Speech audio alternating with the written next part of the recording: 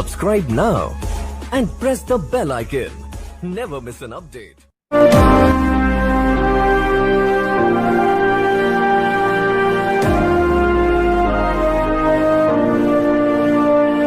जनता पुकारती है अखिलेश आइए, जनता पुकारती है अखिलेश आइए, खुशहाली और विकास। अब हमारे बीच में श्री जिला अध्यक्ष जी श्री इंजन गोपाल प्रसाद जी आए और वो अपने विचार रखेंगे।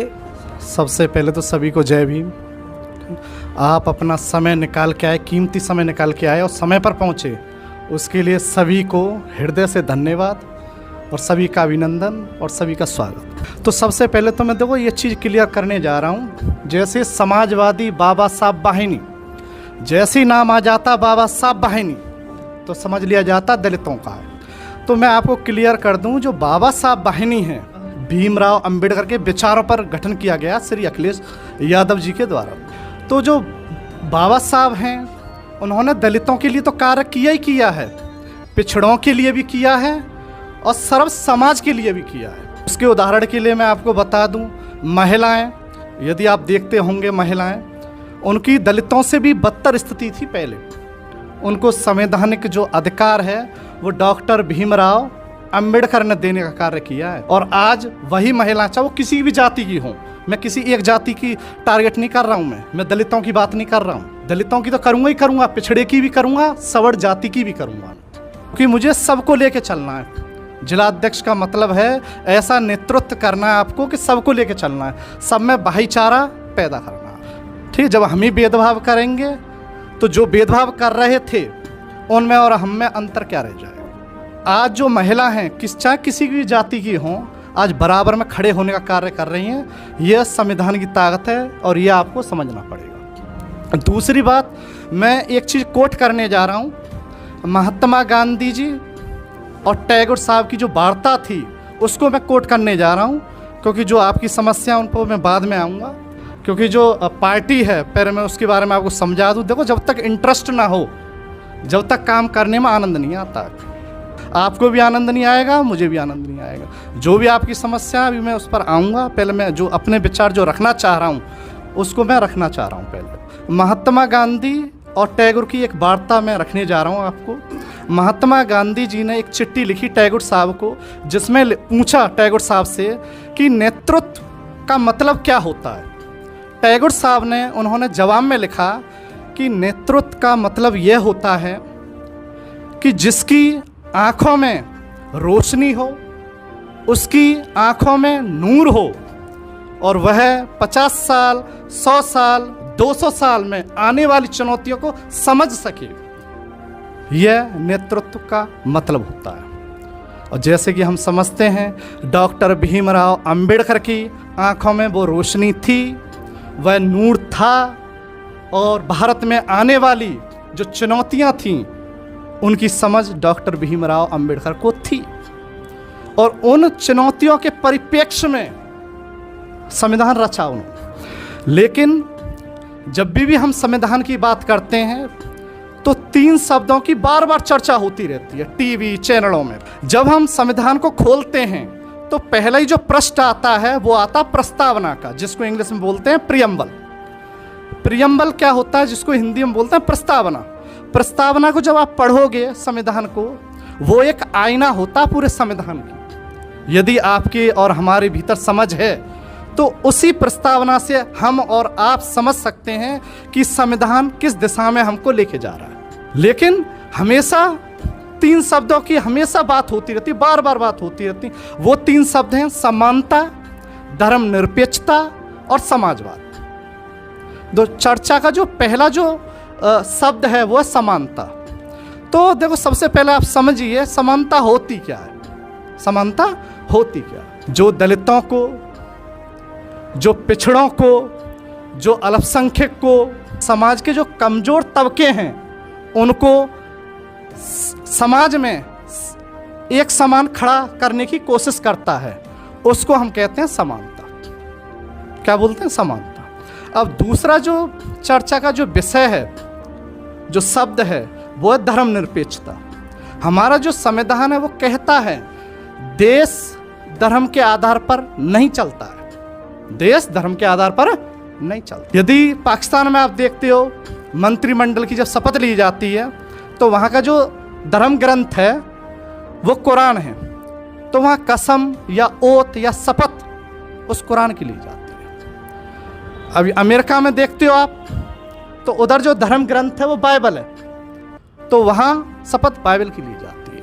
लेकिन हमारे जो भारत में जब आप आओगे, भारत में बहुत सारे धर्म ग्रंथ हैं, भगवत गीता है, कुरान है, बाइबल है, ठीक है, बहुत सारे धर्म ग्रंथ हैं। तो यहाँ पर जो शपथ ली जाती है वो ली जाती है संविधान की, क्योंकि जो संविधान है वो धर्म निरपेक्ष की बात करता है, सभी धर्मों को बराबरी का अधिकार देता है,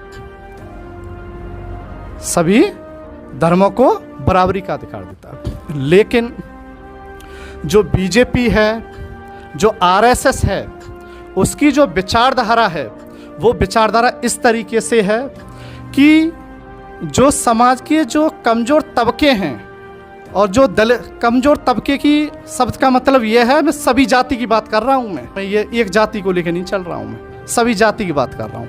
जो समाज के जो कमज़ोर तबके हैं या दलित हैं या अल्पसंख्यक हैं या पिछड़े हैं, उनको वो दबाना चाहती है। जो बीजेपी की जो विचारधारा है वो उनको दबाना चाहती है। वो नहीं चाहती है कि जो ये जो पिछड़े हैं, समाज के जो कमज़ोर तबके हैं, जो दलित हैं, अल्पसंख्यक हैं, उनकी बात हो यहाँ पर। इसलिए वो जो बीजेपी और आरएसएस है वो संविधान को लगातार कमज़ोर करने की कोशिश में लगी हुई है, क्योंकि उनकी जो विचारधारा है वो चाहते हैं कि संविधान जब कमज़ोर होगा तो उनकी जो विचारधारा है, जो रूढ़िवादी विचारधारा है, जो मनुवादी विचारधारा है, वो ज़मीनी स्तर पर उतारने में कामयाब हो जाएंगे।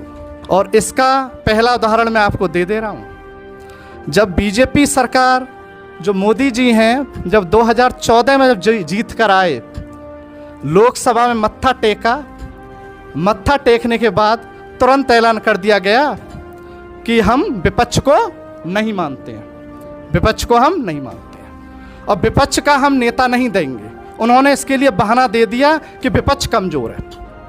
तो उसी दिन से ही संविधान पर लगातार हमले होते आ रहे हैं। और देखो, संविधान कमज़ोर होगा ये मत समझो अरे ये तो इससे दलित ही परेशान रहेंगे, पिछड़े ही परेशान रहेंगे। मैं कहता हूँ इससे सर्व समाज परेशान रहेगा। वही व्यवस्था फिर आ जाएगी, राजशाही। राजशाही और अब जो व्यवस्था है वो कौन सी व्यवस्था है? लोकतंत्र। तो सबसे बड़ा जो लोकतंत्र है वो कहाँ पर है? हमारे देश में ही है। और लोकतंत्र की जो जड़ें सबसे ज़्यादा जो गहरी हैं वो केवल भारत में ही है। और ये इसलिए संभव हो पाया है क्योंकि हमको एक संविधान मिला है और हमारा जो देश है संविधान के आधार पर ही चलने का काम कर रहा है। और लास्ट में यही है, मैं कहूँगा और आप समझेंगे इस चीज़ को कि संविधान जब कमज़ोर होता चला जाएगा ना, तो इस चीज़ को समझना आप कि साख पर अब कोई पत्ता नहीं मिलेगा। साख पर, साख समझ रहे हो ना, पेड़ की साख, साख पर अब कोई पत्ता नहीं मिलेगा। धूप ऐसी है कि अब साया भी नहीं मिलेगा। हमारा आपको मशवरा है कि अब उठो, अब नहर पे ही कब्जा कर लो। समझो चीज़ को, अब उठ लो और नहर पे ही कब्जा कर लो, क्योंकि भीख मांगोगे तो कतरा भी नहीं मिलेगा आपको। तो इसलिए मैं चाहता हूं आप संवैधानिक जो अधिकार हैं उनको पढ़ें, समझें और अपने अधिकार के तहत भीख ना मांगें, छुड़ाने का काम करें आप। अब आप लोगों की बातों पर आता हूं। कोई ये कहता है कि हमारी वहाँ सुनवाई नहीं होती है। मैंने सभी के विचारों को ध्यान से सुना है, उस पर भी थोड़ा दो शब्द मैं कहने जा रहा हूँ और कुछ गलती हो जाए तो हमको क्षमा प्रार्थी हूँ मैं। जिलाध्यक्ष की जो ऊर्जा है ना वो आप लोगों से ही है। जिस दिन आप हाथ खड़े कर दोगे ना, जिलाध्यक्ष खत्म, क्योंकि संगठन में ही शक्ति होती है। एक जो सीख होती है ना उससे झाड़ू नहीं लग सकता है। सीखों का जो संगठन रहेगा उसको बांधोगे तभी झाड़ू लगेगा। जब तक आप मेरे साथ बेखौफ होकर, निडर होकर खड़े नहीं होंगे कि अध्यक्ष जी हाँ हम खड़े हैं आपके लिए, हम चलने के लिए खड़े हैं, हर चीज़ के लिए खड़े हैं, तो मैं भी आपको वादा करता हूँ, मैं भी आपके लिए कंधे से कंधा मिला के चलूँगा, और जहाँ भी आप 12 बजे बुलाओगे मैं 12 बजे आऊँगा। हम भी पढ़े लिखे हैं, आप देख लेना ये चीज़, सरकार आनी है और 100% आनी है सरकार, लेकिन बशर्ते आपको साथ रहना पड़ेगा। यदि हम मैं के चक्कर में रहेंगे कि मैं, तो मैं से कुछ नहीं होगा। हम के चक्कर में पड़ना पड़ेगा और हमसे ही चलना पड़ेगा। जय भीम, जय समाजवाद, जय अखिलेश, जय संविधान। समाजवाद की सरकार लाइए,